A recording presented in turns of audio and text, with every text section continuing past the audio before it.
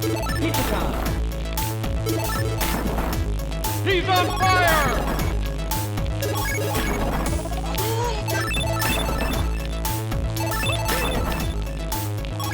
My toes! My toes!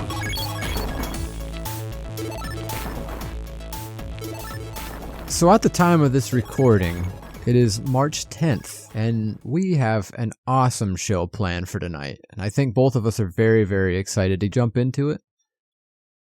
Woohoo! Get it?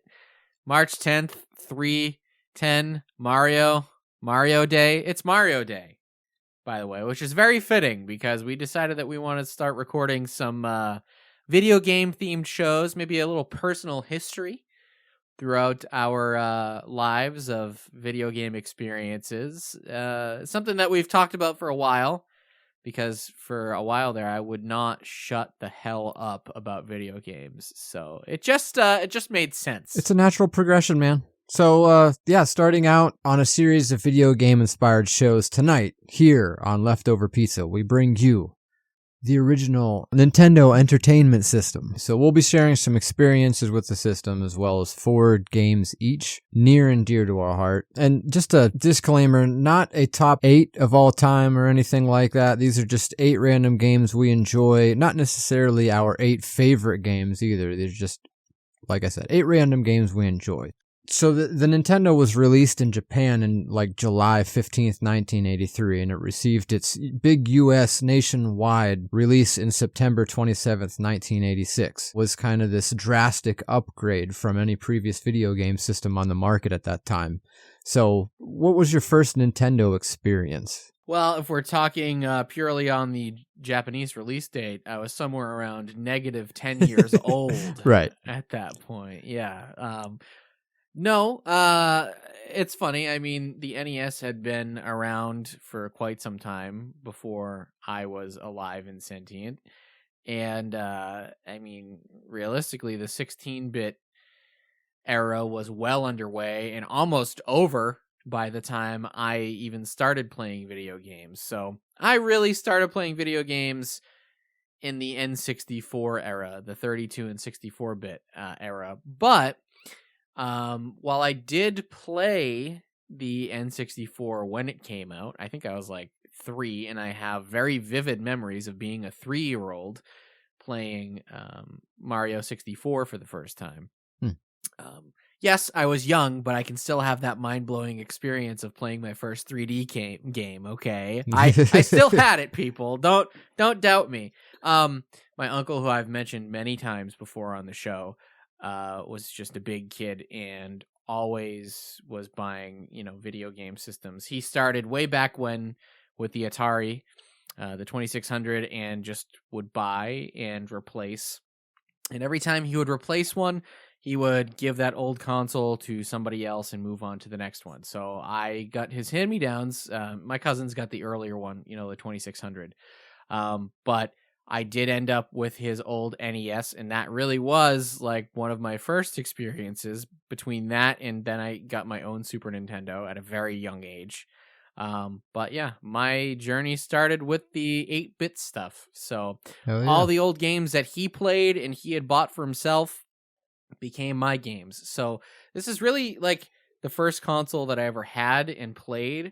It was not the first console where I got to pick my own games and buy my own games for it. So basically, to your point that you just said a little bit ago, where the whole show is not going to be based on the best games or whatever, it's going to be based on our own experiences. That's really the case for the NES for me, because I didn't get to pick any of these games. I just had what I had, and that's what I played. So some stuff was considered really bad.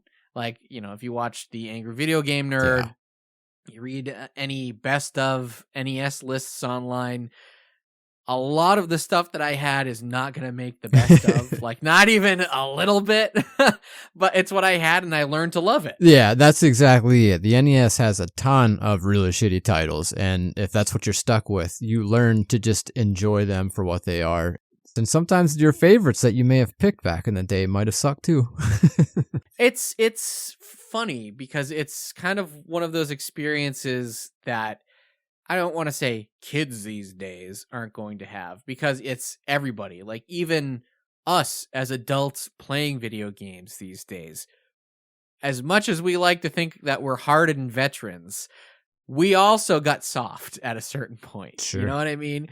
If we've got a Nintendo Switch, if we've got a Steam Deck, if we've got an Xbox, we have all these resources now, YouTube channels, and a backlog of websites and TikTok accounts, whatever, where we can finely tune and find exactly what we're going to be interested in and know before we spend any money if we're going to like this game and like this experience. So it's like we're so spoiled and catered to now, even as adults, because I don't want to hear it that we have, the same experience now. No, we don't. Like, we're all so spoiled that we very rarely, I'll say, most of us end up playing bad games, because, like, at this point, if you're playing a game that's bad or not going to be enjoyable, it's on you for not doing the research, which is very easy to do the research now. Absolutely. Yep. And honestly, with Steam and things like that, we have the amenities that we never had before, where it's like, if a game sucks and you've only played a little bit of it, they'll just give you your money back and take the game back. Yeah, absolutely. So with the NES, it was one of those things where you took a risk, you plunked down your $40-$50 on a game, and well, if it sucked, you learned to like it. Even if it was terrible and you hated it, you would play that thing until you couldn't play it anymore, simply because that's just what you did. Yeah, pretty much. Yeah, we have a similar experience with it. For me, I had an Atari as well and a Nintendo. I wasn't there for either purchase, obviously. These things came before me. They came out, the Nintendo was 86. I came out in 89. So 3 years, yeah. It was there before I was. I really don't know where it came from. I never asked my folks or anything like that. But when I was born, that shit was ripe for the picking. And I loved both the NES and the Atari, but the NES was just a completely different animal, a much better animal, in my opinion. And I've been addicted to it pretty much ever since. And a lot of reasons why. One, I didn't know a lot of people that knew about Atari. I couldn't borrow Atari games because nobody in my area had one. But my next door neighbors became basically my drug dealers. They're like, I'd go over, hey man, I need that game, I need that fix. And we rarely bought a new game if we didn't already know that it was something we were going to enjoy. Being able to just experience them, before you actually paid for them. That was how we did it. And speaking of drug dealers, did you ever have that kid that knew more about the games than you because he had like a subscription to Nintendo Power, or like he had the phone line or whatever, the hotlines that he would call and get all these different passwords, like a straight up drug dealer? I did. It was my cousin, and really it was my cousin's dad, because my cousin's dad was very big into gaming all throughout our childhood. He he was gaming before we were both born. So my cousin had an NES. My cousin had, eventually he had a Sega Saturn. He had a Game Gear. The NES was his dad's, that was hand-me-down. The Saturn was actually his uncle's, which was hand-me-down to him. So in his house, there was a subscription to Nintendo Power. And when my cousin and I got a little bit older and the PS2 rolled around, he actually got a subscription of his own to, maybe it was like Game Informer or something like that. Nice. Whatever one would send the demo discs pretty frequently, for like PS2 era. So he was always sort of, we were just about the same age, but he was, I guess, my plug, quote unquote, because if I wanted to try something new or experience something new or learn about something new, I'd be down the street at his house reading through his magazines or playing with his demo discs that he got, or his uncle would have given him this to borrow, this game, so the two of us would play it based off of that. So he was really my plug for a while, because he was not a kid who was big on sports. I was barely a kid who was big on sports. Like, I played baseball and that's it. But my parents, for a while, they let me play games, but they would push more of like the outdoor activities. Oh yeah, of course. I would hate it. And my cousin was the opposite. My cousin was just like, yeah, I play games, man. That's all I do. He was the kid I would go to, and it would be like, yeah, I heard about this, and I checked out, this game, and this game is coming down the pipeline. So that was my plug, just like you're talking about, for sure. That's awesome, man. Well, I think now that we got that all off of the table, what do you say we blow some of these cartridges out and pop them in? You're not supposed to do that. You're not Who cares? supposed to do that. You did it. But I did do it anyways. I still do it. Who gives a shit?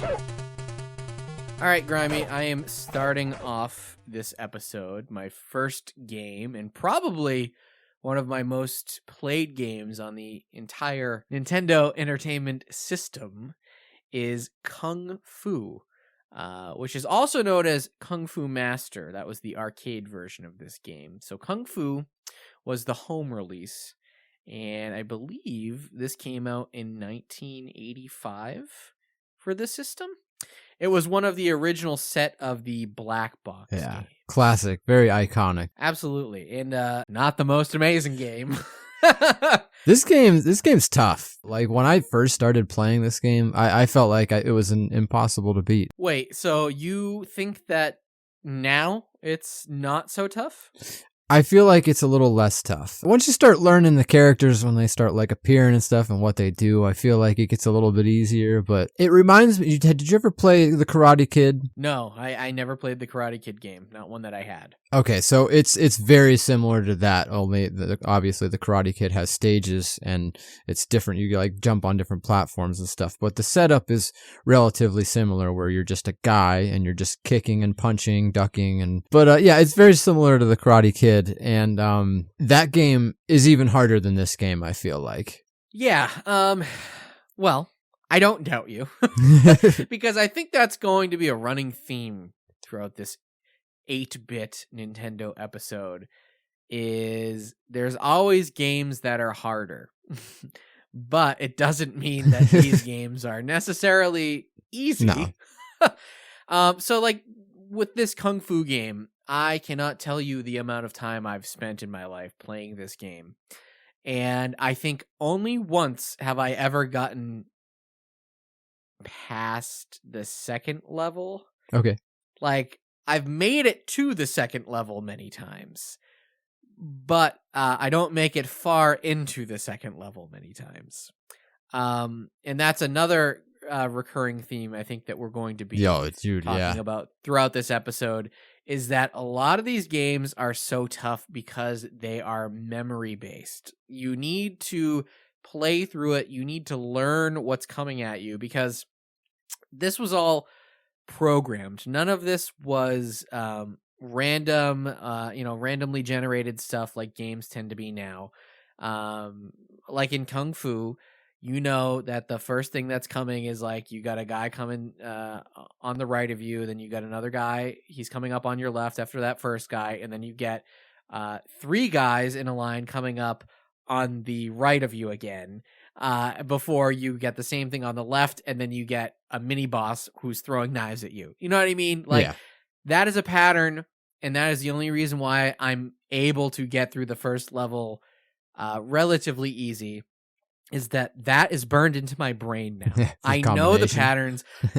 I know the waves that are coming at me, and so I know what to anticipate and how to beat them. But there's timing that you need to worry about with this game. Totally.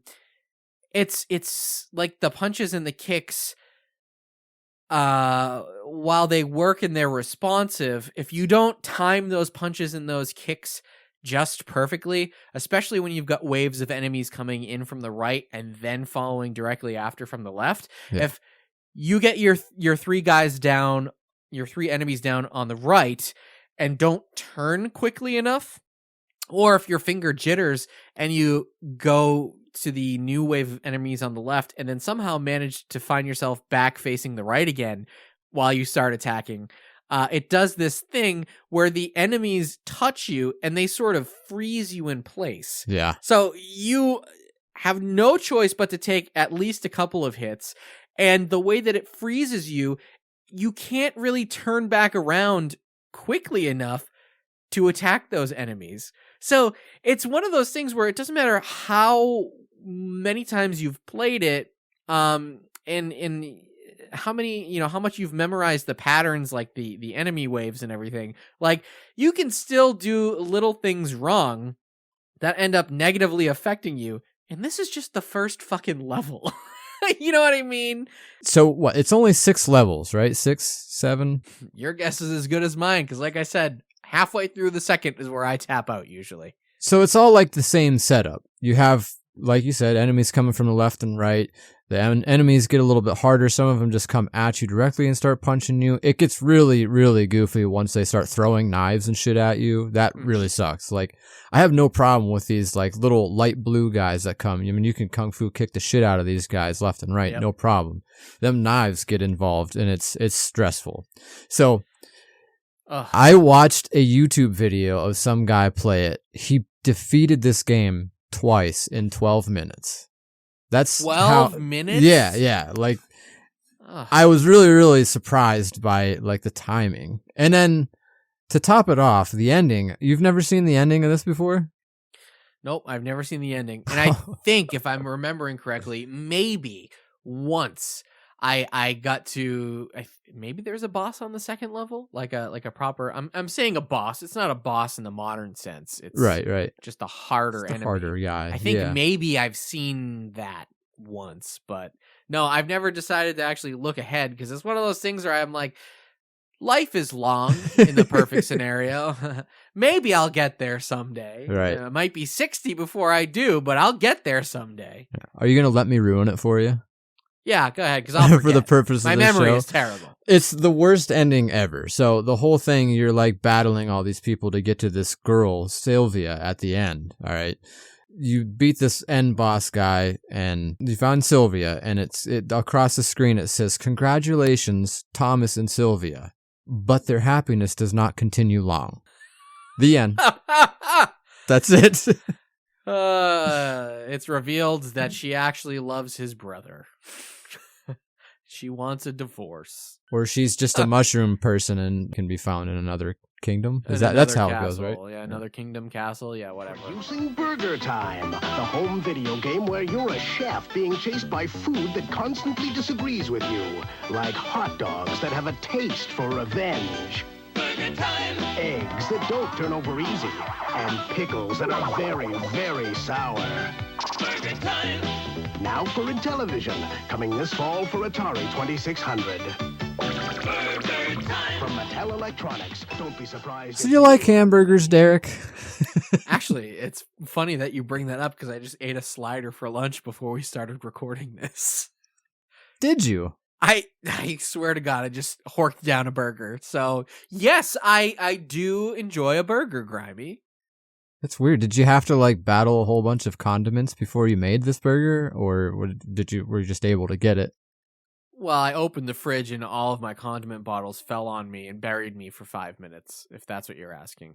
That's pretty much what I was getting at, yeah. Yeah, so it was a struggle. I almost died. I'm the only one home alone, so, thank God I got out of that one. So if you have no clue what we're talking about, we're of course talking about Burger Time, originally released in an arcade cab called Hamburger in Japan, eventually making its way to the NES. It's one of my favorite games. It really is. You've brought it up to me on numerous occasions, and it's funny because I played a lot of games in preparation for this episode. This was not one of them. No, not at all. You've never played this game before? I have tried playing it a total of one time, and it was pre-pandemic, December of 2019. I was out in Boston at a little barcade. They had an arcade cabinet of this game, and it took me way too long to realize that the cabinet was broken. I put a lot of money into that cabinet. Of course, I had a few drinks beforehand. I That pumped explains probably it. $2 of quarters into this thing, and I'm like, why this game sucks? This is not working. I'm trying to like it's just not working, man. I don't know what's happening. And then I realized, oh, the cabinet is broken. So other than that, I have not actually played Burger Time, and I probably should because you rave about it. You tell me the most wonderful things about this game. It's great, man. I mean, this is one of them staples from when I was a child, and I remember even my parents jumping in on the action. This was one of my dad's favorite games, and like that's one of my fondest memories of the Nintendo is my dad playing this game as a very young kid.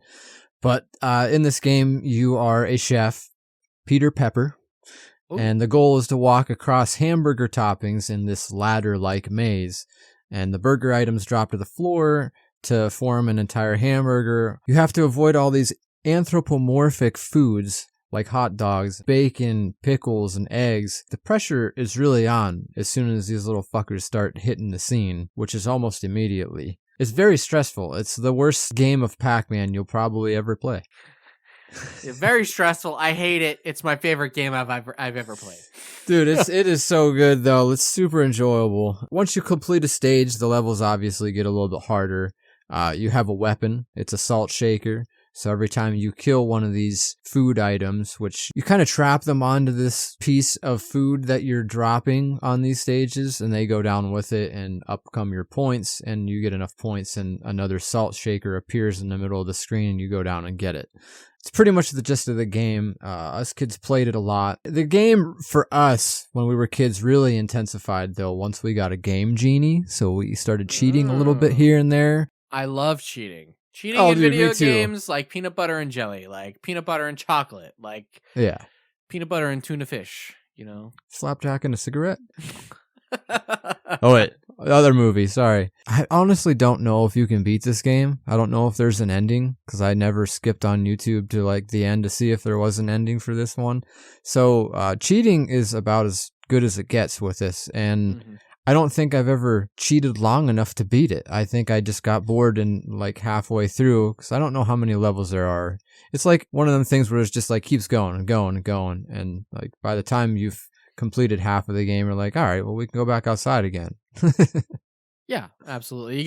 You play long enough that even if you're good at it, you get bored and you're like, all right, time to go do something else, which, Yeah.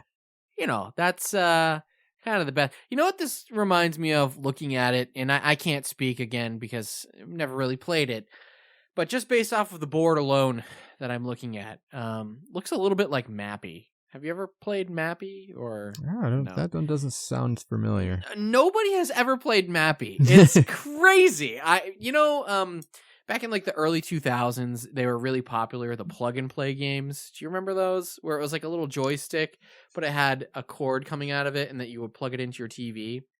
Okay. So it kind of looked like an Atari 2600 joystick, but it was Right. self-contained and it was a little system. Well, I like fell head over heels in love with those. Derek and Mappy. There was two Namco ones in particular that I really loved, but one of them had this game called Mappy, and it's this little mouse, and the board looked just like this, and you would fall down, and you would use like a little trampoline to get to different levels and like run around and whatever. But that's sort of what it looks like. So maybe a side project for you. If you love Burger Time, maybe try Mappy, because I'm assuming the gameplay is probably very similar, but different enough that you're going to get a new experience, like Burger Time 2.0, Mouse Edition. Burger Time 2.0. So it would be like Pac-Man 3.0. Yeah. Or like Fix It Felix 0.5, you know? So many points, I wouldn't know what to do with them all. I'll leave you on a fun fact. The record high score on Burger Time is 11,512,500 points by Brian L. Wagner of Turboville, Pennsylvania on September 19th, 2008. So, shout out to PA. We're just holding Burger Time down. No big deal. I think the thing that I'm more impressed by is the fact that there's a town called Turboville. It's spelled weird. It's Turbottville. I don't know if the T is silent, but it is in this episode. Turboville USA, I love The it. challenge is ice hockey. The power is Nintendo. It's as slick as ice, as fast as fury. Throw in your shoulder, dig in your blade, blast it in, or be blown away. Ice hockey only from Nintendo. Dun, dun, dun, dun, dun, dun, dun, dun, dun, dun, dun. Grimey, are you ready to talk about the 142nd best game according to Nintendo Power's top 200 games? Oh, clearly it deserves a better score than that. Come on. It does. I'm kind of shocked that it's ranked so low, but I guess if you think about the full games list, like, it's impressive that a hockey game made it into the top 200 at all out of like 1,000 plus games on the Nintendo Entertainment System. Yeah, that's true. But I mean, like, let's say that we just isolate all the sports games. Where do you think it is on that level there? It's got to be up there. It's got at least a top 5. Like for Nintendo sports games in general? Yeah. Like the Nintendo Entertainment System? Oh, probably the best. I mean, I've played all of... by the way, we're talking about ice hockey. 1988's ice hockey, to be specific. I've played other sports games on the Nintendo Entertainment System, and none of them I find very entertaining. Not the way that ice hockey is, Grimey. I can't vouch for ice hockey much because I only played it just like a tiny bit. What I will say is it's better than the baseball game I had, which was really kind of hard to get the hang of. But this has a lot going for it, in my opinion. It's pretty nice. Sure. Yeah, I think, baseball and football games, people played them for a long time, and I'm sure that people would make their case, but I really don't think that they kind of came into their own and were like great representations of the sport and like accurate and fun until like the PS2 era. That's just me though. I mean, right. Like NFL Blitz, that's a one-off. I'll give it that. But like they really were starting to get good and like accurate and fun around the PS2 generation. Ice hockey, on the other hand, if I'm comparing it to something like Tecmo Bowl, this is going to be very controversial for some people. I don't know. I think it's as good as it's going to get in such a broken down, simplistic version of the sport. I've played Tecmo Bowl. I don't get it. Maybe it's because I wasn't alive and that wasn't my only option for playing football on a video game system. But like, you people who are sticking with the Tecmo Bowl love out there, why? Like, why? Yeah. Like, what's wrong with you? You people. Did you hear what he called you? You people. You people. You Tecmo Bowl freaks. Nah, I'm here for that. This game plays pretty good. Like, I was watching videos of it before I actually download it, and you could see these characters, like these little sprites, like flying all over the place on this screen. It plays like that. I thought it was a sped up video. I'm not gonna lie, but when I started playing, it's like, wow, these are actually probably one of the fastest moving characters that you can use in an NES game, more than likely.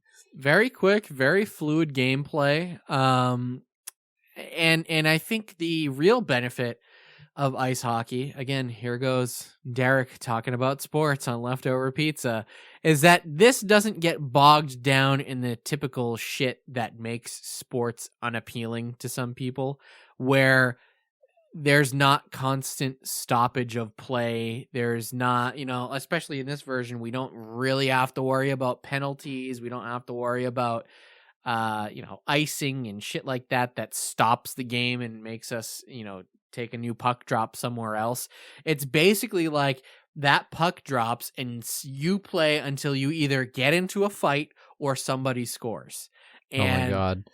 I love the little fights, by the way. They're so funny. Just like a bunch of little chubby sprites having seizures. Just yes. Oh my God. I wrote a note on that because I played this for the first time in years for this show. But this was one game that I did play a lot as a kid because, again, it was one of a handful of games that my uncle had. and I always liked it because of how quick it played. But trying this again after not playing it for years and years was a fucking chore, trying to figure out how to play it again. Everything. Yeah. It was fun, but it was frustrating. My first game back, I lost 11-0, by the way. Total blowout. I got no goals. But to that point, one of the notes that I wrote down there was like, I didn't realize or remember that you could get into fights in this game. And it was the funniest thing I think I've seen in a while. It is so frantic. They're doing like that cartoon thing, like an 8-bit version of dust clouds that are getting kicked up while you're kicking the shit out of each other on the ice. And like seeing other little 8-bit sprites come over and try to break up an 8-bit fight was just so funny to me. It was like the funniest thing I've seen in an NES game, I think. Yeah, I was watching the YouTube video of it. That's when I first saw the fight happen. I was fucking howling. I was oh my God. So funny. So funny. And that's not the only funny thing in this game. After the second period, before we went into the third, for my game, little 8-bit Zambonis came out. And there were like 3 8-bit Zambonis that were cleaning the ice. And I was like, wow, that's a nice little attention to detail that they tossed into this game. They didn't have to do it. People don't need to see a Zamboni, but it was nice that they decided they were going to figure out how to make it work and include them. Because that is a big part of hockey, especially if you go to a real game, sitting around watching them drive. So a little kid strapped into a seat waving at everybody. Oh, yeah. Hi, how you doing? Like on some weird little one-person parade. yeah, exactly. Love it. And then the other thing that really made me laugh, and I don't know if you saw it in the video that you watched, but in between periods, obviously they do side changes. So you change nets every period. Right. After the period ends, before the next period begins, all of the players on the ice get brought to center ice, and they start skating in a circle, like some sort of a Wiccan cult ritual, where everybody's just circling and circling and circling. And I was like, that's a little creepy. I love it. Yeah, it's pretty goofy. I could see this being like a really, really fun old school kind of a sleepover kind of video game where you have a bunch of people playing each other and then another group of people playing each other and down to the last 2 players. Like, fuck yeah, dude. That was how we would have done it. Yeah. I think that's in general, not just talking about 8-bit stuff, but that's the beauty of any hockey game is they're really tailored to 2-player play, if not more. When I was in college, I can't be bothered to actually watch a hockey game unless I go to a hockey game, because then I'm eating fried dough and like drinking chanting. Beer. You know, that's great. I love chanting and eating fried foods. But we would play a ridiculous amount of NHL 12 at that point, simply because it's a game that's fine-tuned to the multiplayer experience. So as far back as the Nintendo, it's something that they were considering as well, where it's like, yeah, this is actually better with more people. It's not like Mario, where as much as I love Mario, 2-player consists of waiting until one person dies and then trying what they couldn't do, with your little Luigi. Hockey is really great for that. And like you said, at a sleepover, I bet this game would rip. Yeah, the only other sports game I ever played was that baseball one, and I know that we had a blast playing that at many a sleepover. I could see this one being a pretty good shoe-in for that, probably better.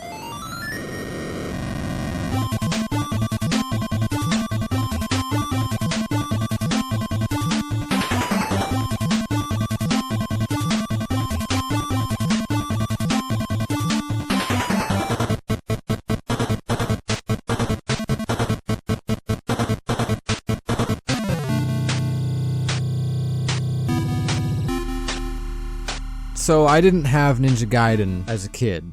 What I did have was quite a bit different, but played relatively the same way as both this and Batman for the original NES, and that is the Kabuki Quantum Fighter. Does this little gem ring a bell? Yeah, no, it didn't. I had never heard of this before, and While I didn't play Burger Time, I did decide I needed to try this based off of the name alone. I was like, what Oh the my God. hell are you picking? Let me just say before you get into it, I don't dislike it. It's not that I don't like the game. I just haven't spent enough time with the game. Not like That's you. fair. Right. Yeah, because again, the patterns and stuff like that comes into play with this game especially. You have to learn what's coming next before you actually get good at the game. Uh-huh. But yeah, this game was borrowed from an uncle and never returned. I actually still have that copy here today. Sorry, Uncle John. It's still mine. Hey man, that's what uncles are for. You steal their shit and never give it back. That's what they signed up for when they were becoming an uncle. Like they had a say in it. Yeah, and this happens often. Like not just this one. We'll talk about that much later. Oh, yeah.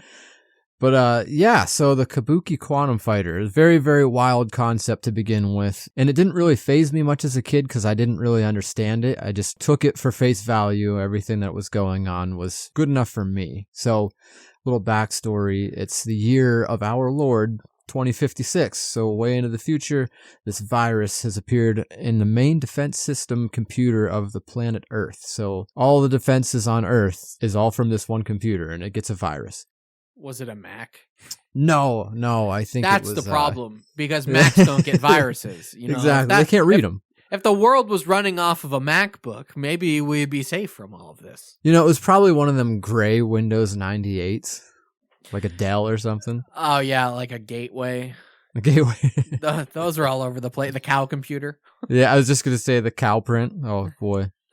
So the solution to this crazy virus, 25-year-old colonel. He's a colonel at 25. Imagine that. Scott O'Connor, a military agent, transfers his brain into raw binary code using experimental technology to combat this rogue virus. In this computer system, his body forms the self-image of his great-great-grandfather, who was a kabuki actor. Does that any of this make sense yet? Mm-hmm. Yep. Sure. His name is Scott O'Connor, which I assume is Irish, but his ancestors, his great-great-grandfather, are kabuki actors. All right, so here's my take on it, okay? You ever see that Troma movie, Sergeant Kabuki Man, NYPD? Yes. Yeah. So it's like if Sergeant Kabuki Man merged with like Akira. Okay, that's basically what this game is. So this is the little fun fact here. The Famicom version was designed as a tie-in to this 1990 Keizo Hayashi film called Z-Pang. In this version, a 15-year-old boy named Bobby Yano transforms into this samurai ancestor and enters a supercomputer on a space station to clear the viruses. The US version of the game, the NES version of the game, they didn't do that. They just didn't do that. They didn't. No, they completely scrapped that whole tie-in, and they just pretty much left the game intact. So, yeah, in this game, you're just a kabuki guy. You're traveling through this like physical world inside of a computer. You use your hair to battle enemies. There's like mutants and stuff. There's ninjas and there's random computer pieces like battling you back, and it's your weaponry and stuff comes from computer chips, very similar to the weapons, by the way, are very similar to the Batman game for NES. It's just pretty much ripped directly from that. Yeah, so the enemies, like the first enemy that you see, I was a little taken aback by. It was like a frogman, and it kind of reminded me of Battletoads a little bit. I actually had to stop and be like, is that a fucking Battletoad that's coming right at me? And it wasn't. But, I'd be forgiven for making such a mistake. But what I will say, you mentioned it very briefly, and I want to hang on it for a second.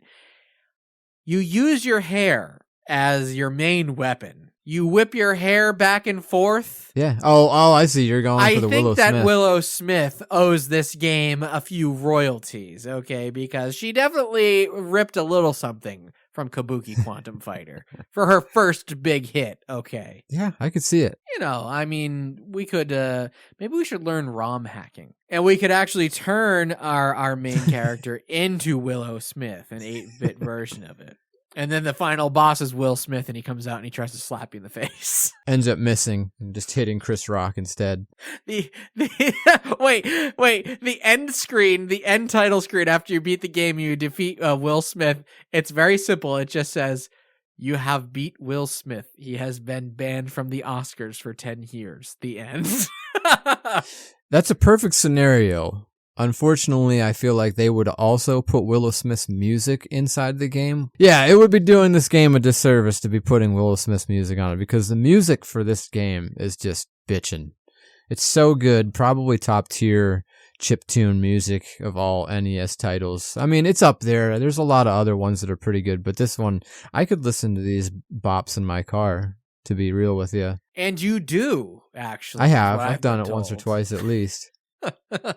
Yeah, what I will say, we started off this segment by saying or alluding to the fact that maybe I didn't like this game, and it's not that I don't like this game, it's just difficult. But what I will say is that this game, the aesthetics, the visuals, the story, the music, it's all like, it's sick. It's pretty good, yeah. Pretty bitchin'. I gotta It's pretty admit, like, good. it's got a real style to it that I think is kind of hard to do with 8-bit stuff.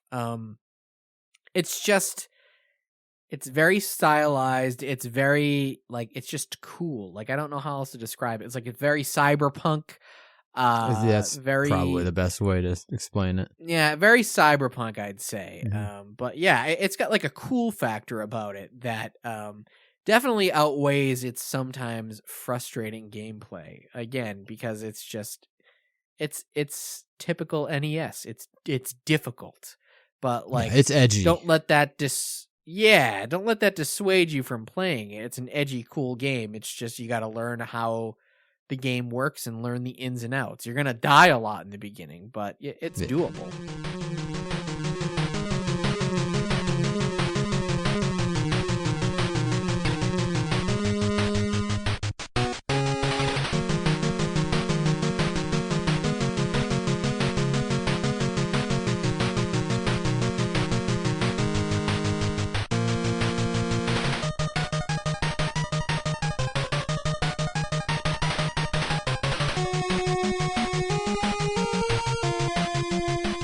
Okay. Do you love kaiju? I love kaiju. You love kaiju? Does Stay Puft Marshmallow Man count as a kaiju? He's kaiju. Yeah, I He's love kaiju. kaiju then. Yeah, I'm there. Count me He in. loves kaiju. That's it. You heard it here first. Leftover pizza, love kaiju. Big fans of the old kaiju. And I'll take them any way I can get them, Grimey. I will take them in film form. I'll take them in real life. If they want to squash my city, I'm okay with it. I'll even take them in an 8-bit form. And the form that I'm talking about is Godzilla Monster of Monsters from 1989. This is a pretty late release NES game. And again, another one that my uncle passed off to me. And this one, the storyline's pretty cool. In the year 2XXX, the mysterious planet X appears when Pluto and Neptune switch positions in the solar system, and its inhabitants begin an attempt to conquer Earth, using a legion of space monsters, though some of these creatures were in fact from Earth, as their primary attack force. So first of all, I mean, it's a Godzilla game. I don't know why they're trying to give it a story. Like, just say that they're rising up from the core of the Earth and trying to destroy it, and call it a day. Yeah, it needs nothing. There's very, very big reptiles walking around on the planet. Done. Easy. But what I will say is I do like the whole XXX trope. Like, they're not giving a year. They're staying, they don't want to commit to a year. It's 2000 and something. This could be 2,999 for all we know. Or this could have been Right, 2001. Godzilla could have been responsible for the collapse of the World Trade Centers. I don't know. This game True. isn't telling me, so this could be canon, It's definitely not 3XXX. We'll never make it that far. Yeah. And it's not 19XX. So, this is a 2000s game. Anyways, I'm getting sidetracked. This was a game I played a lot, and I both remembered playing it and remembered nothing about it. You know, do you have those definitely have those like, moments. I've got these warm memories with this thing that I don't remember. Let me retry this, which I did. And I decided, okay, let's pop this back in. Let's prep for the show. And I remember, like, it all kind of came flooding back to me. There's this weird board game grid component to this game where, for whatever reason, you're moving your monster, like, 2 clicks at a time over this board that kind of looks like, I don't know, like Risk? Or is that kind of what I think it looks like a Risk board, if I'm not It does mistaken. look like that, yeah. It's very chess piecey looking. It's strange how they did that. It's all hexagonal. It's kind of weird. Yeah. And then, you know, like, the whole point is that you're trying to get your 2 monsters, which are Godzilla and Mothra, down to the other, you know, kaijus. Like, there's a Mecha Godzilla and others that I'm not thinking of right now. But it takes a while before you're able to get to the other monsters and fight them. And so what happens is you'll move your 2 clicks and then they'll just throw you into a random side-scrolling level. And it's kind of pointless. Like, Godzilla has a huge life bar. Yeah. And he doesn't ever really get taken down. And same thing with Mothra. Like, and you're just going through this level from the beginning to the end. And they're just like, I don't know if they're military or what it is, but like just a bunch of things shooting at you, trying to take you down and out of the sky. Planes and tanks and all kinds of random shit. The problem is that they're very weak and you take them down anyways. So yeah, if anything, it feels more like a waste of time going through those sections of the level. It's cool. Like, it looks good. It's not that it looks bad, especially for an 8-bit game. It's got some good detail on the monsters. Yeah. It's just that it feels like most of the gameplay is pointless. Like, you're just walking and mashing a button, and not dying. And you do it over and over again until you can finally get to, you know, your enemy kaiju. And then that has a little bit more going on, but still, pretty easy for an 8-bit title. Games that are usually notoriously known as being hard and difficult to play. This one kind of isn't. It's just like mash your 2 buttons and kick ass, and that's it. Like, that's the whole game as far as I can tell. Yeah.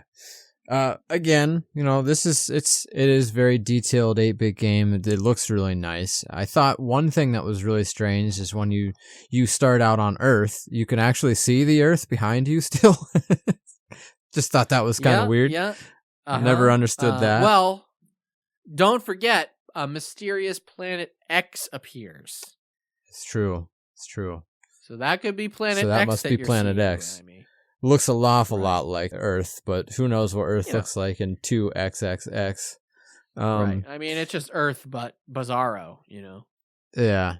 So the other thing I thought was really strange is, like, there's some pretty heavily detailed levels in this entire game. When you get to a boss fight, just a black screen, you and this other boss, and that's it. Yeah, I did find that weird as well. I was sort of like, wow, for all of the detail that they're putting into most of these levels, like when you're just up against a boss, there's nothing there. And I don't know if that is a technical limitation, because I know, right. I think that's sort of a thing with the NES, that you can only display a certain amount of colors on screen at a time. So sure, yeah. Maybe these character models are so detailed and like they couldn't get stuff in the background, that it was taking up too much memory or something. I don't really know, but yeah, kind of disappointing a little bit in that regard. It's already kind of a laggy game as it is, with all the detail and stuff. Like, certain games, they just have that lag to them while they're in this NES form. And even like when you download them on a ROM, it does the same thing. So I guess maybe that was kind of the thing. There is some truth to that. But I don't know. It is a really amazing game, and I talk about the soundtracks a lot to these games. This one's got a pretty decent one. I love all the music to this game. Also, a long fucking game. Yeah, I mean, super long. And another one where if I put my mind to it, I probably could beat this game. I don't think it's a difficulty thing. I think it's just a repetition thing. Like, this is one of those games where it's like, okay, I've played it for 15 minutes. I'm kind of over it. And that, I'm glad that I'm getting to that point, because that's something that I wanted to bring up on this NES show. That was a prevailing theme for me with this system. Is that's how I felt about most of these games, and I still feel about them. I've mentioned it before, I've got ADD pretty bad, so focusing on things most of the time is pretty difficult. Like, I already have a tendency to want to jump from thing to thing without completing this or completing that. But the NES in general offered a lot of experiences like this Godzilla game, where it was sort of like, what happened first? Was the game too hard and did I die and lose interest? Or was the game too repetitive and I lost interest? And for me, at least, I was sort of encouraged when playing. I could play, 2 hours of Nintendo and play like 6 different games in 2 hours, because I would just constantly be like getting bored of this one, pulling that one out, putting another game in, starting that one, and then pulling that one out and then doing another game and then playing a little bit of that one. So like, I never made it super far in a lot of Nintendo games because most of them didn't save or have the capability to save, short of using like a password system. But the main takeaway was just like, I would just get bored really quickly. And it's not that I didn't have fun with them. It was just like, I didn't want to play them for extended periods of time because it felt like the same thing over and over again, in and out of levels, I know I get the same way, where I actually tend to fall into the category of just playing my favorite levels and then moving on to the other game. Yeah, it's fair. It's sort of a similar approach where it's like, I just want to pop in. I want to do a little bit. I don't want to spend 4 hours or something playing this game. Like, I want to play a plethora of games at once, and then then I'm done for the day. Yeah. Well, the video I watched of this, it played it for like 3.5 hours, I think, to completion. So, I mean, think about all the other games you could have played within that time span. So, yeah, totally I could have get played you there. 53 games. At least. Yeah. It's 53 different levels to 53 games. Yeah.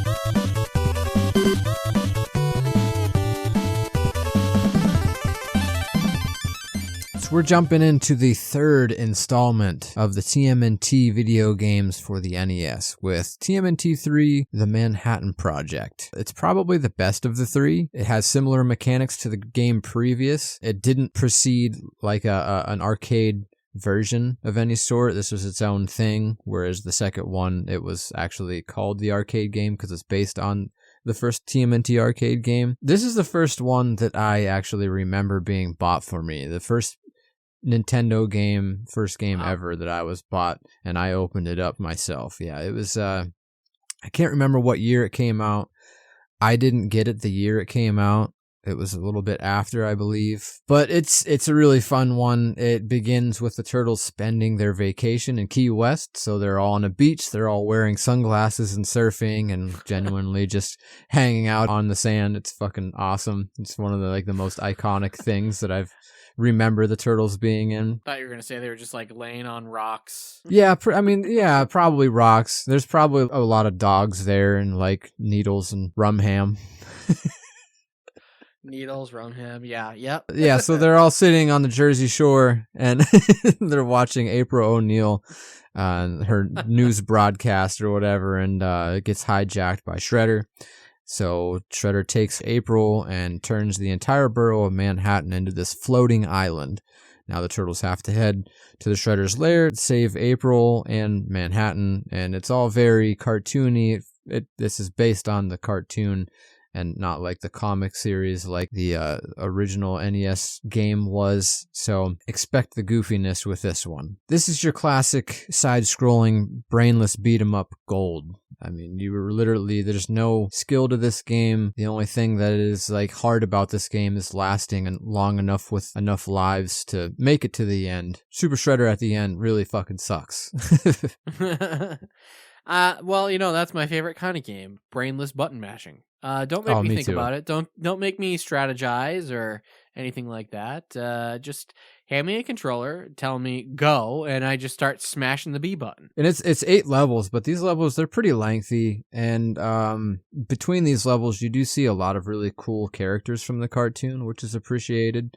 I know the second one had quite a few, but this one, I think, beats it. So the lineup includes Dirtbag, Ground Chuck, Slash, Leatherhead, Shredder, obviously, Krang, Bebop, and Rocksteady, and actually Toka and Razar make an appearance too towards the end with Super Shredder. Kind of wild. Despite the cover of the game where it shows the Triceraton, there's no Triceratons in this game at all. But a bitchin' cover, I'll say, done by Michael Dooney, I believe. Yeah, wow, this is a bitchin' cover, huh? Mr. Triceratops man with a gun. Listen, I think that's something that we need to explore more as a society. I know that we're trying to force out another Jurassic World movie in the next year. I implore anybody working on that film, look at the Manhattan Project cover and take your inspiration here where it lies. Okay, I want dinos with guns. We need more of that in our media. Okay, not less guns, more guns, but give them to absolutely ridiculous things like dinosaurs. Dinosaurs. Get maybe guns cats. out of the kids' hands, put them into the paws of grizzly bears or into the mouths of snakes, things like this. It's a pretty good idea. No, it's a terrible idea. These are the things, Grimey, that I think about while you're talking and explaining things, and I'm thinking about animals with guns, okay? That's ADD for you, baby. That's fair. Oh, that's funny. But yeah, this one, it's quite a few steps above the original one, which was pretty much impossible to beat without cheating. But that's not to say I beat this one either, because I never did without cheating. I definitely use that Konami code, level skip code every single time, go straight to the end and do the deed. But it is fun. There's a level that I always see. You know how the games, they'll run their little computer display thing where they'll play a level while it's sitting at the title screen. Yeah. There's a level where you're on this elevator on the outside of a building, probably the best level on this game, and it has awesome music, and I replay that one pretty often, and then I just turn it off and put the next game in. So if you decide to play this game, make it to that level or just skip to that level and play that one at least. I think you'll like it.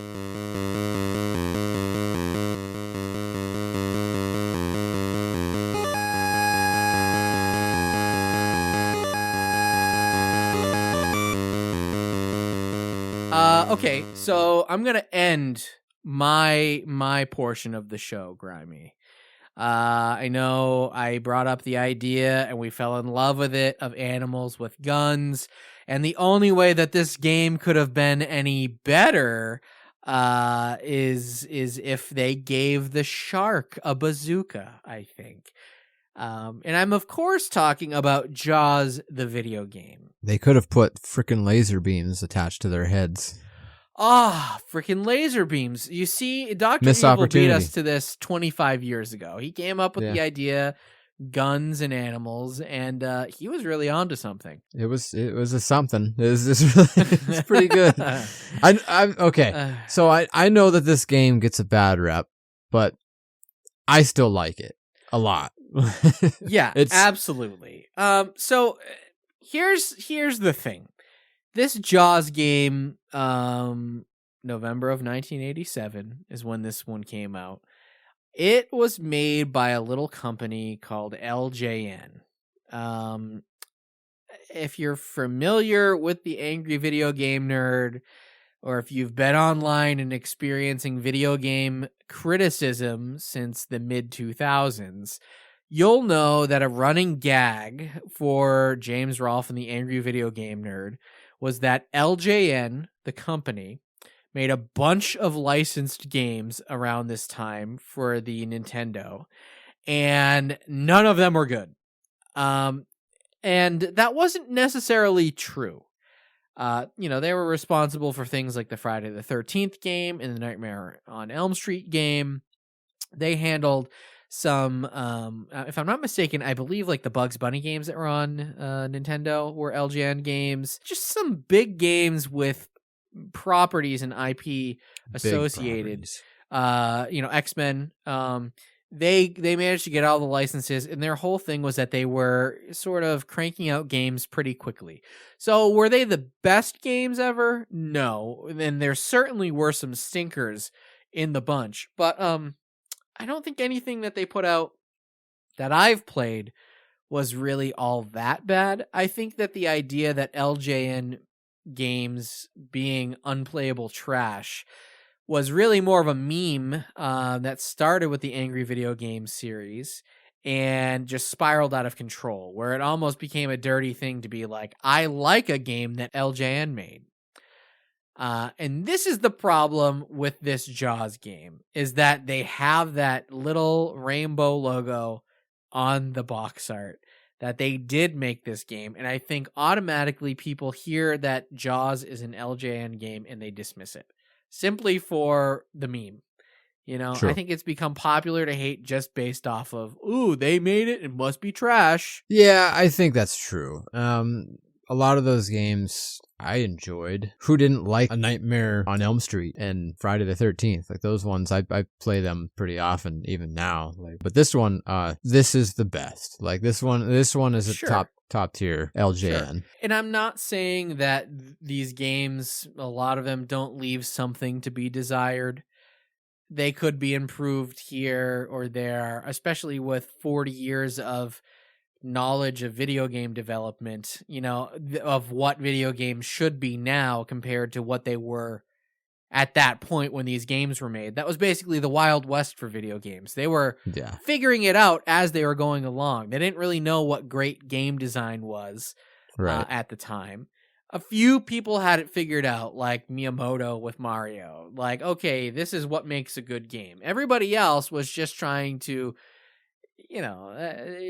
do what they could and try this and try that. And this game, I think, it gets more right than it does wrong. Basically, it's Jaws. You go out on a boat, and this is what I really liked about this game as a kid, because there weren't a ton of games that I owned, I'll say, that allowed me to do this. But it had different styles of gameplay in this one single game. So you, in the beginning of the game, would get on your boat, and you'd go out and you'd, just sail around looking for Jaws, really. And half the time you would get stopped before that, kind of like in Pokemon, where it's like, oh, a Pokemon has appeared, and like you would have to go into battle.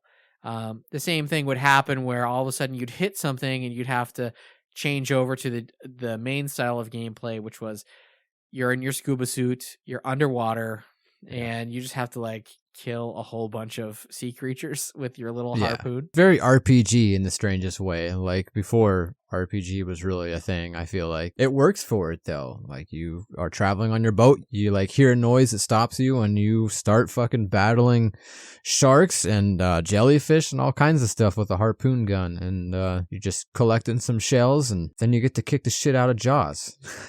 Yeah, I mean, it's just cool being able to get an encounter with Jaws in 8-bit. And I'm sure at the time that this game came out, it's like, it was a new thing. It's like, well, what do you mean I can fight Jaws? Like, that's cool. I will say the gameplay is a little bit simplistic and it can get repetitive. There's not much to it. You do the same thing over and over again. You're diving, you're shooting at sea creatures, you're back on your boat, rinse, repeat. Until you find Jaws. And the thing I will say is when you do come across Jaws, it's tough because he basically immediately destroys your boat. You know, you can fling cannonballs at Jaws to try to kill him, and that's the most effective way to try to take down Jaws. But you get like 3 or 4 cannonballs shot off before he actually destroys your boat, and then you're underwater with your harpoon just shooting at him. And you can shoot at him with your harpoon until your eyes bleed, and you really don't make a dent in his health. So I, needless to say, haven't made it very far in this game because I maybe I'm not very good at it, but it seems like it's kind of setting you up to not be able to defeat him. So I guess like the difficulty is skewed in that regard, but it's still fun, and I still had fun with it as a kid because I liked the way that it would change gameplay on me. That was something that on this system, like I said, with the games that I had for it, I didn't get very often. A lot of games would stick, like Mario, you'd stick to the same format. It's a platformer, run from left to right, and then you're done. Every level was that. Jaws was a little bit different, and it felt like you got a little bit more out of your experience just based off of what you were able to do in it. It would have been better if they gave him a machine gun. That's all I will say. Oh yeah, yeah. Arm the sharks. No, it's a fun one. So it's loosely based off of Jaws: The Revenge, I believe. Yeah, that's the only movie I haven't seen because I kind of have no interest. I can understand that now, but I think Jaws 3 would have been a pretty prime contender, and just like being in this underwater bubble kind of aquarium thing and seeing Jaws come at you and running away from it. I feel like there would have been some opportunities there, but I mean, what we got it's good enough, you know? Yeah, I mean, if I could have gotten an 8-bit Jaws game that was set in SeaWorld, you know, game over, literally. That would have been pinnacle, but, you know, we didn't get that, and that's okay, too. Mario!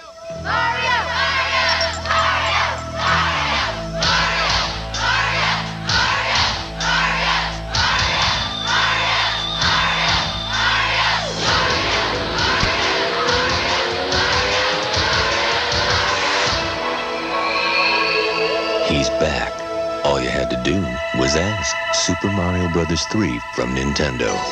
Now you're playing with power. So I thought real long and hard about this one. No matter how on the nose it is for us to be talking about this, there's no way we can end a show about Nintendo without speaking about Super Mario Bros. 3. It would be sacrilegious. Yeah, I mean, it's, listen, it's a classic for a reason, and it's basically, if you have to pick one game to describe what the NES was to people, it's gonna be Super Mario Brothers 3, or maybe Duck Hunt, but no, I mean, realistically, it's Mario 3, right? Yeah, definitely Mario 3. It set this gold standard for 2D side scrollers basically forever.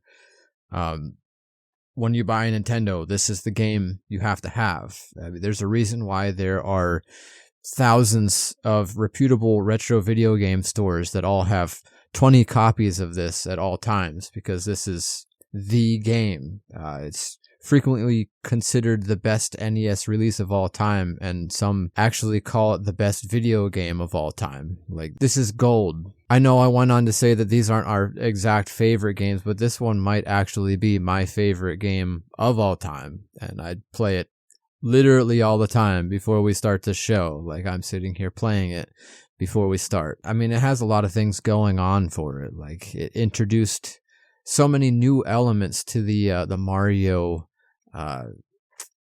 franchise, I guess, and like the board game style. I know we talked about this weird board game style with Godzilla before. This is, I don't want to say exactly like that. It's not anything like that, but it's has kind of the same idea where there's like this overworld, and I mean, you have this map that allows you to pick a level and stuff. This is stuff that like no other games really did before, and not to mention all the different items and stuff, your super leaf and just a slew of items. And not to mention, when you're on this overworld, you have a little menu where you can pick an item. It's gold, man. I mean, it is where it is because of it being so good. Well, I mean, this is really the game that sort of created the template that a lot of games follow now, especially platforming games. Before this, if we just think back to the first Super Mario, it was just, level after level. There was no going back. There was no getting to pick which level you wanted to play. If you wanted to replay a level, you just couldn't do it. You'd have to play them in order, and that was that. This one introduced the map like you're talking about, and then in that it also included like variations that you hadn't seen before. So on the map, you'd have the little turtle guys pop up every now and then, so you could choose to go in the path and fight the little turtle guys, or you could choose to avoid them. I can't think of their name. The Hammer Bros, is that what I'm? Hammer Bros, Hammer Bros. Yeah, Hammer Bros. Totally. We had Toad's little mushroom house, so those would pop up, and you could go there and roll the dice or open a chest and maybe be given a power up. It just introduced a lot of variability into how you played it. Like, it was still a linear experience, but like there were little surprises and little things to discover. Oh, yeah. And it's still a very basic rudimentary experience because, again, it is an 8-bit game. So there wasn't a ton more that they could really do with this, but for the time, and even now looking back, it was sort of ahead of its time in what it was able to accomplish. And that's cool. And I think I've mentioned it before. I never had this for the NES. I only had this game for the Super Nintendo in the Super Mario All-Stars pack. Oh, yeah. So it wasn't really until I was older when I started playing around with emulation or, things like that, where I got to try the original 8-bit version of this game. And I had played Super Mario 3 so much that I didn't think I was going to be impressed. If anything, I thought I was going to be let down because I had been playing the 16-bit version of this game for so long. A weird thing happened because the first time I actually decided to play the 8-bit version, the original Nintendo version, I was just blown away how similar it was to the 16-bit recreation. And I know that sounds stupid because obviously you'd want the 16-bit remastered version to be exactly the same as the original one, just with better, visuals or whatever.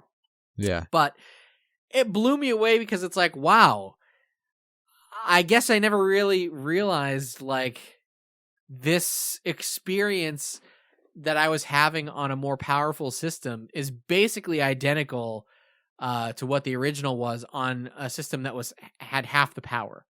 And it's just so impressive. It's so crazy that they were able to do that with the limitations of the console. But what's more impressive is the thing that they created has stood the test of time, and it's still a good, playable, fun game. It doesn't feel dated. And Mario games today are still ripping from that formula that they made, well over 30 years ago. What I think I like about this game is it's so easy to play. It's easy to get lost in it. Yeah. And it's one of them ones where I don't feel like I'm bored with it. I can go back to it at any time. And on top of that, this game, it does have some difficult areas, but it also is meant to be beat. Whereas a lot of these other games, pretty much every game we have on this list, their whole idea was to not be beatable so that you would keep playing it and be cool with that game until they would finally get you a new one. This isn't like that at all. This is just enjoyable gameplay the whole way through. It does get kind of tricky here. You might play it a few months at a time to really perfect it, but it's not excruciatingly hard where you're like, I never want to play this game again. This game sucks. At the end of the day, that's what a fair and balanced game is. It can be tricky, but you never feel like you're not in control. It never feels unfair. It feels like if you're not beating it, it means that you're not up to the challenge. It means that you just need to get a little bit better. But it's never an issue of the controls are bad or the controls are off or it's a little bit laggy or it glitched here and I died and it was unfair. It's just a very polished game experience. And if you're not winning, that's your own fault, and you need to get better. Like it is, but it never feels like it's spitting in your face that you're bad. It's more like, come on, don't you want to try that again and get better and beat it? Oh, like yeah. you could do it if you wanted. And Absolutely. listen, like I said, as cool as I thought a game like Kabuki Quantum Fighter is, that game feels a little bit like, yeah, fuck you. You know what I mean? It like, does. It's just some tough it love, can be man. difficult. Yeah, it feels like it's bitch slapping you a little bit, where it's like, Kinda. yeah, you suck. You know, Yeah. we're better than you. Like Super Mario Bros. 3 feels like, yeah, you could do it. You just gotta try a little bit harder. You know what I mean? Like, Absolutely. it sounds like I'm saying the same thing, but it's just a little bit different, and you can feel it when you're playing the game. So there's a couple of things I'd like to touch on before we end it. I know I've mentioned this on the show before, because this is not the first time I've talked about Super Mario Bros. 3 on the show. I never really noticed it as a kid playing this, but like the whole game is just, it's a stage play. Yeah, it is. And Like- it's nothing I ever realized as a kid either. But Yeah. it was a couple of years ago, one of the creators of the game came out in an interview because he was asked that question. And he was like, yes, it's a play. And I was like, oh, I guess I never thought about that. But yeah, at the end of each level, you run off stage. It's cool. At the beginning title screen, there's like a stage curtain being drawn open, and all of the different pieces that are kind of just strategically placed throughout the game, they're all bolted to the background, and there's like a backdrop, and like the shadows are being casted and stuff. And yeah, it's pretty awesome. Aside from all that, this game has 8 of the most iconic worlds that I can sit down and play and shred throughout on a daily basis and never get bored on. All that, and it was featured in one of the best movies ever of all time as the promo. California. Dude, it's so wild. Like, I never watched The Wizard the whole way through, and I'm never going to. There's a chance I'll probably never do that. I just don't feel the need to. But I mean, I've seen the important pieces of it, and it just kind of amazes me that because this game got postponed a little bit, they had the opportunity to make this movie, and you really only see Super Mario Bros. 3 at the very end for like, what, probably 5 minutes? Maybe, if that. It's one of those that I've watched it. I have seen the full movie, but it took a few times to get through the full movie. Where it was like, Right. all right, I watched the first half. Okay, I watched a little bit here. I've seen clips on YouTube. Okay, I'll watch the second half. It's not a great movie, but Super Mario Bros. 3 is in it, and that's certainly the best part of it.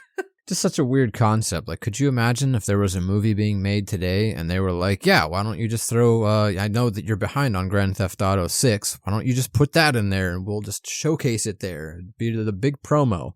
But we're only going to show it for like 2 minutes at the end of the movie. I mean, I kind of wouldn't hate it, you know? I don't think Harold I and would Kumar either. 4, The Quest to Find Grand Theft Auto 6, you know? Like, Hell yeah. there's ways to do it. It might be entertaining. There is.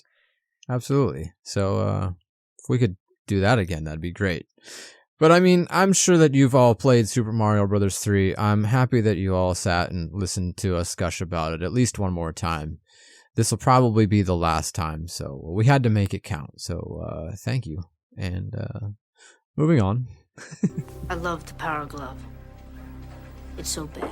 Well, that was sure a lot of fun, traveling down and revisiting the NES one more time. This has been a long time in the making, and if you dig what you just heard, make sure you check us out on all social media platforms. Yeah, you can check us out over on Instagram at Leftover Pizza Podcast, and the newer social media platform, Threads. We're also at Leftover Pizza Podcast on there. You can also check us out over on Twitter or X, whatever you cool cats are calling it these days, and that is at LFTOVR Pizza Club. And Leftover Pizza is on Facebook. We've got a Facebook page, which is just called Leftover Pizza. And if you're already there liking the page, you can join the group, which is called the Leftover Pizza Club. It's a nice little community where we all hang out with some like-minded peeps, talk about nostalgia. Got a good group chat going. Some great people up there to talk to. The other day, we took a poll on Oreos, and we're talking about what was the best version of Oreos, double stuffed, thin, regular, and Dan decided to throw it out there that cherry cola was the best Oreo, and I could not disagree more. It's funny because you're the only one on there that seemed like it disagreed. Everybody else seemed to like them. Oh, shit. Disgusting. Seriously, though. Disgusting cookies, an abomination. But hey, Yeah. if you want to be part of these really intense conversations, again, over on Facebook, the Leftover Pizza Club. Absolutely. And if that wasn't enough, check out our website, leftoverpizzaclub.com. Listen, guys, I'm writing again. I don't want to say too much, okay? And I don't want to promise too much. There's going to be stuff, and it's going to be there eventually. Just be patient. Summertime will be just around the corner, too, and that's where I feel like we all really start to thaw out and things start happening over there. And before you know it, we'll be into spooky season again, and that website's going to be a bumpin', so check out there periodically. Leftoverpizzaclub.com. And yeah, maybe I'll start writing some Animals with Guns fanfic. So definitely check it out. And I just wanted to let you guys all know, remind you that we're also on Patreon. $3 a month gets you access to our Patreon exclusive monthly bonus show, which this month is an extension of the NES show. So if you didn't get enough of us talking about 8-bit games, we've got 4 more for you waiting just to be listened to. So $3, go listen. And lastly, wherever you're listening to us, be sure to subscribe, rate, and review. All that stuff helps a great deal, and we appreciate it very, very much. That's it. So, as they say, peace and love. Thanks for listening. Very Ringo of you. Very Ringo. Hit him with the old Ringo razzle-dazzle.